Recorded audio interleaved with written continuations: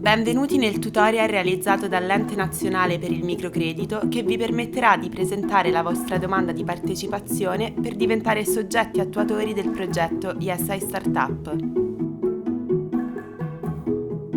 Assicuratevi di disporre dei seguenti elementi prima di procedere alla compilazione della domanda: almeno un'aula idonea all'attività di formazione, la firma digitale, i curricula dei docenti che verranno presentati per svolgere l'attività di formazione. Per prima cosa accedete al sito ufficiale dell'Ente Nazionale per il Microcredito.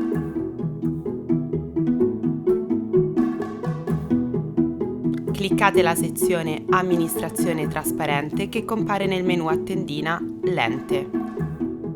Successivamente entrate nella voce Bandi di gara e contratti. Gare in corso e qui vedrete comparire l'avviso dedicato ai soggetti attuatori.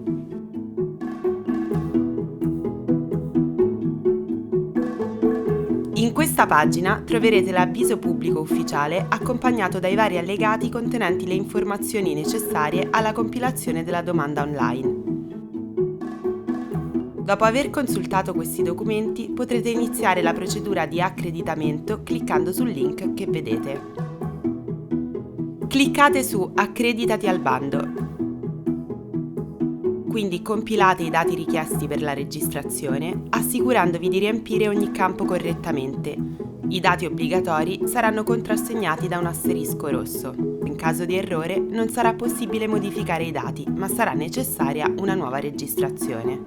Indicate il codice fiscale corrispondente al proprietario della firma digitale che verrà utilizzata per sottoscrivere la domanda. Qualora non apparteniate alle categorie di enti o istituzioni pubbliche, indicate il codice Ateco corrispondente alla vostra attività.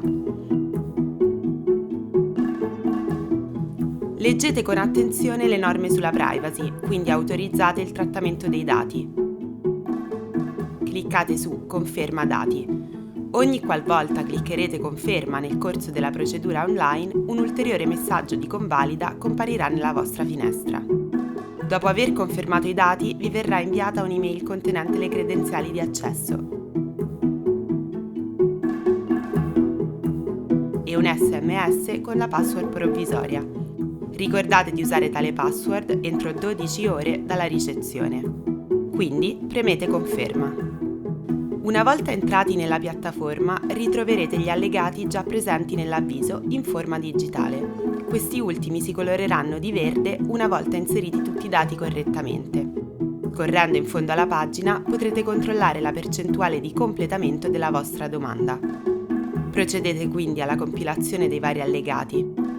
Anche qui prestate la massima attenzione alla correttezza dei dati inseriti per non dover ricominciare dall'inizio l'intera procedura. Nel punto 1 indicate la categoria di appartenenza. In questa sezione abbiate cura di indicare il numero di aule di cui disponete, per un massimo di 5. Inserite tutte le informazioni richieste riguardo l'aula fisica destinata alla vostra attività di formazione. Qualora disponiate di più aule, fate lo stesso per ogni altra aula. In questa sezione fornite le informazioni relative all'esperienza maturata nell'ultimo biennio.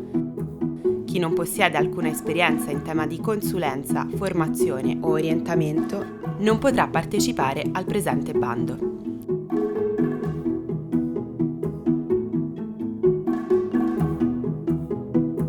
Qualora siate appartenenti ad un consorzio, indicate il nome di quest'ultimo. In questa sezione indicate il numero di docenti che saranno impegnati nell'attività di formazione. Oltre alla compilazione della scheda relativa ai docenti che troverete più avanti, dovrete allegare un curriculum vitae in formato europeo del docente e l'allegato B1 che si trova nella finestra dell'avviso pubblico compilato con le informazioni corrispondenti al curriculum inviato.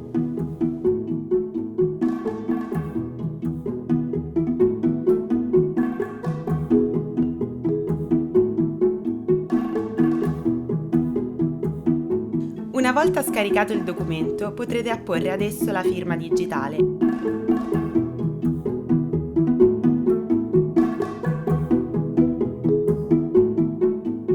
caricarlo sulla piattaforma. Questo processo varrà per ogni altro allegato che prevederà la firma digitale. Il QR code è il codice univoco che troverete in fondo ad ogni pagina da scaricare e compilare e che permette alla piattaforma di riconoscere il documento.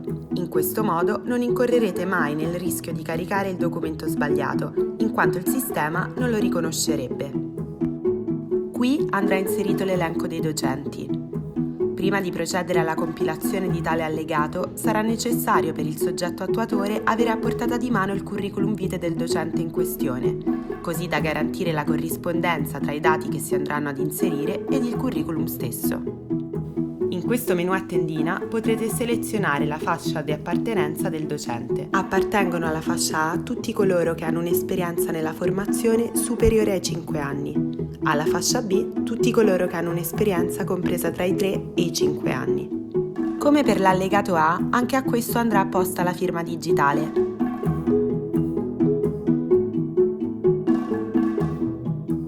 L'allegato B1 si lega all'allegato B, dunque non andrà firmato digitalmente, ma basterà compilarlo. È una tabella riepilogativa di tutte le esperienze maturate dal docente. Una volta compilata la tabella relativa ad ogni docente, potrete proseguire a caricare il curriculum vitae con firma leggibile del docente ed un documento di identità.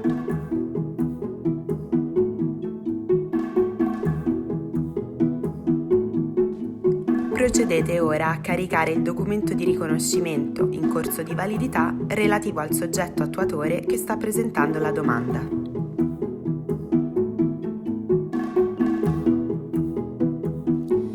Al termine della corretta compilazione di tutti gli allegati, la percentuale di completamento a fondo pagina indicherà il 100% e le etichette delle 4 schede appariranno di colore verde. Qualora una o più schede dovessero apparire di colore blu, vorrà dire che dovrete controllare eventuali campi vuoti e correggere i dati inseriti erroneamente. Una volta inviata con successo la vostra domanda di partecipazione, riceverete una mail di conferma sulla casella di posta elettronica da voi indicata al momento della registrazione.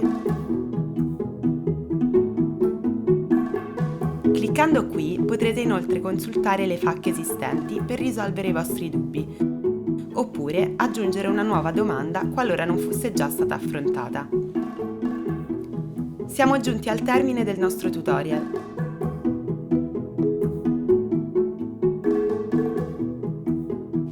Buona compilazione e arrivederci!